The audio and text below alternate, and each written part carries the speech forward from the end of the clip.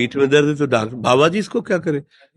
ये बाबा जी क्या करे? जैसे किसी को रोग है, किसी को दर्द है, तो डॉक्टर के पास जाए। आशीर्वाद से नहीं ठीक होता। देखो, बस वही समझ में नहीं आता, इसी भटकाओं में सब भटक रहे हो। कोई जंतुर बांधेगा, कोई आशीष, इसीलिए तुम सब अच्छे कर्म करो। पूर्व के पूर्व कर्मों के पाप से हमें दंड मिलता है। अच्छे कर्म करो, नाम जप करो, माता पिता की सेवा करो, सद्भाव से चलो। अभी ये कर्म नष्ट हो जाएंगे, किसी से जंतुर बंधवाने की जरूरत नहीं, किसी से आशीर्वाद मांगने की जरूरत है। अब नाम जप ना करो, खाओ मुर्गा मांस, पियो शराब, करो व्यभिचार करो, तो बाबा जी आशीर्वाद दे दे तो कोई आशीर्वाद काम नहीं करेगा। दुर्गति होगी यहाँ भी और वहां भी। हमारी बात समझो।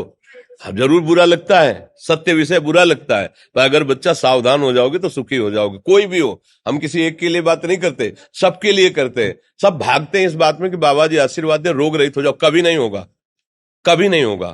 तुम्हारे आचरण ठीक होंगे तब तुम्हारा सब काम बनेगा। हाँ, अब देखो ना, खा रहे हैं जीवों को उबाल उबाल करके मांस, पी रहे हैं शराब, कर रहे हैं बेविचार, बुद्धि भ्रष्ट होगी और नष्ट होना पड़ेगा, क्योंकि आचरण गलत है। कोई आशीर्वाद किसी का काम नहीं करेगा। आप अच्छे आचरण करो, माता पिता की सेवा करो, परिवार की सेवा करो, समाज की सेवा करो, नाम जप करो। शरीर में कोई छोटे मोटे कष्ट आवे उनको सह जाओ, आगे चलकर आप देखो कि कैसी उन्नति होती, अच्छा होगा, मंगल होगा। इस ब्रह्म में ना किसी के आशीर्वाद से कुछ हो जाता है। हम आपको पक्की बात बताते हैं कि आज बाबा के यहाँ गए थे यार, पीठ में दर्द कम हो गया। ये तुम्हारा पुण्य लग गया, पुण्य बन गया, तुम्हारा कर्म। तुम आए ना यहाँ, तो जो जो पाग आगे धरे कोटिन यज्ञ समान, साधु दर्शन के लिए भाव से आए तो तुम्हारा वो रोग नष्ट होगा। तुम्हारे कर्म से नष्ट हुआ, तुम सत्कर्म किए ना, उससे कर नष्ट हुआ। बात समझो बच्चा, आप हमारे घर के हो सब। आशीर्वाद देने से हम कई बार कहा कि अगर तुम सुखी हो जाओ तो हम किसी से न मिले, चुपचाप अपने कमरे में बैठे केवल आशीर्वाद देते रहे सबको।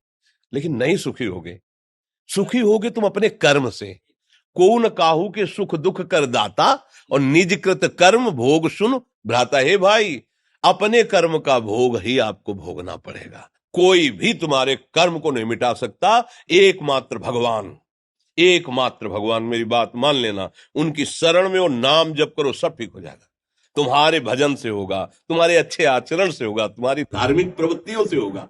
अब ये बात ना समझो तो फिर हम क्या कह सकते हैं? नहीं, हाँ, यही तुम्हारा जन्मदिन की सफलता है कि हमारी बात मान लो, राधा राधा रटो, कोई नशा मत करना, अपने माता पिता की सेवा करो, समाज की सेवा करो जितना। और जो कष्ट है वो स्थायी नहीं है।